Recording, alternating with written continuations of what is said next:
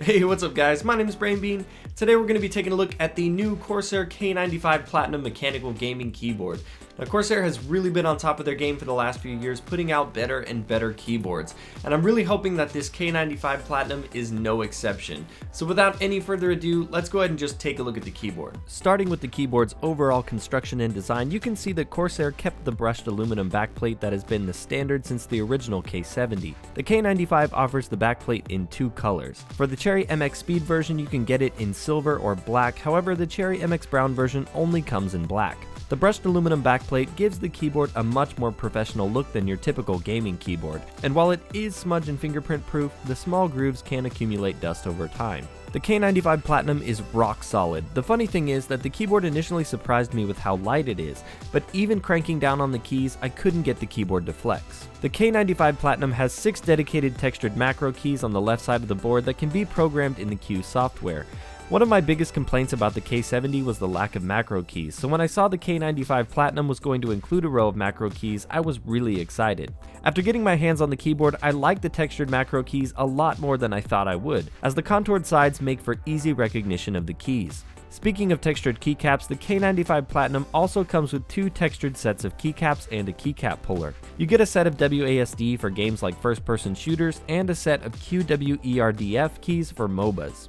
I always liked that Corsair included these keys with their keyboards. It just adds to the value. Plus, I think all mechanical keyboards should come with a keycap puller. Taking a look around the keyboard, you can see that you get a row of dedicated media keys as well as a nice textured metal volume scroll wheel. I consider dedicated media keys to be sort of a non-essential luxury in a gaming keyboard.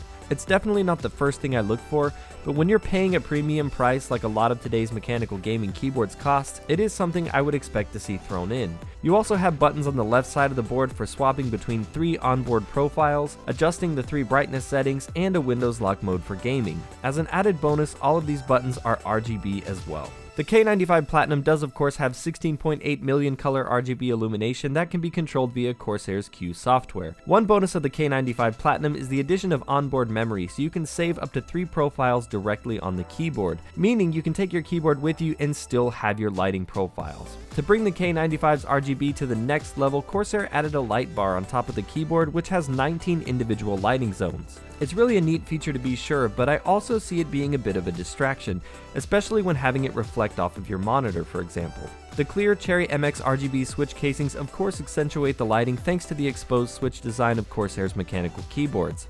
I've always admired the aesthetics of Corsair's mechanical keyboards.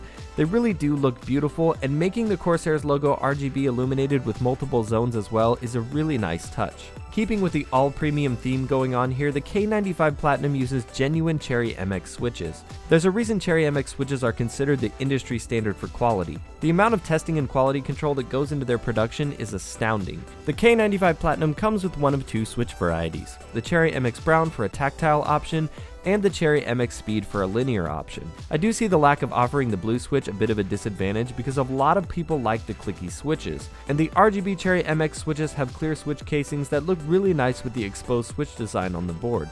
I chose to get my K95 Platinum in the Cherry MX Brown because it's my favorite switch, and just so you guys can get a quick idea of how it sounds, here is a quick sound test.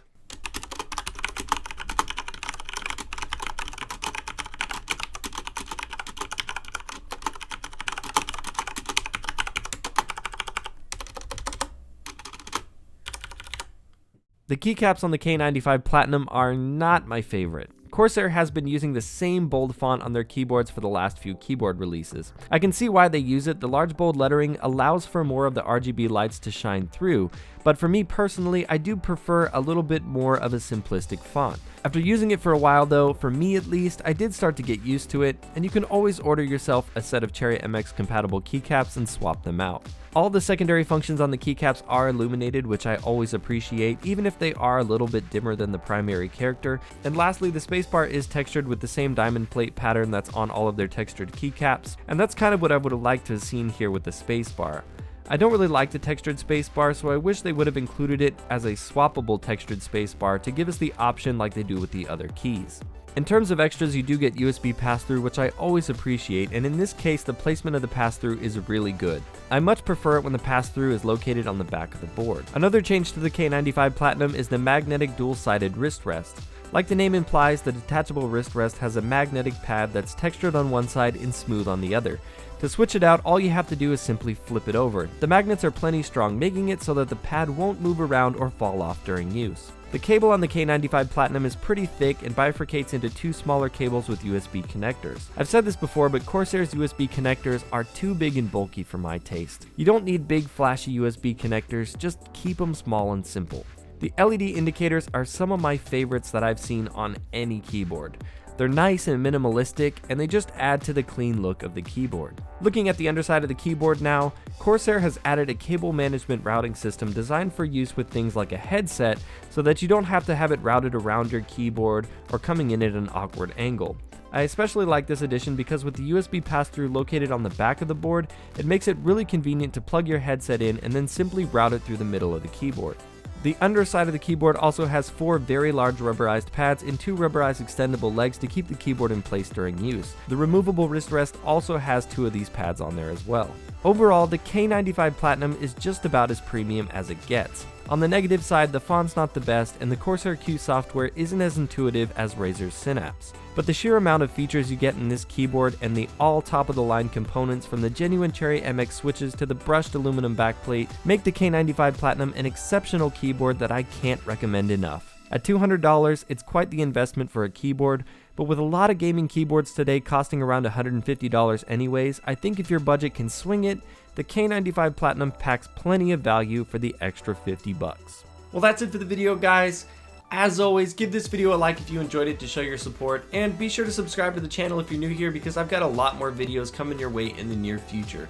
You can also follow me on Twitter at BrainBeanGaming, and as always, thank you so much for watching, and I'll see you guys next time.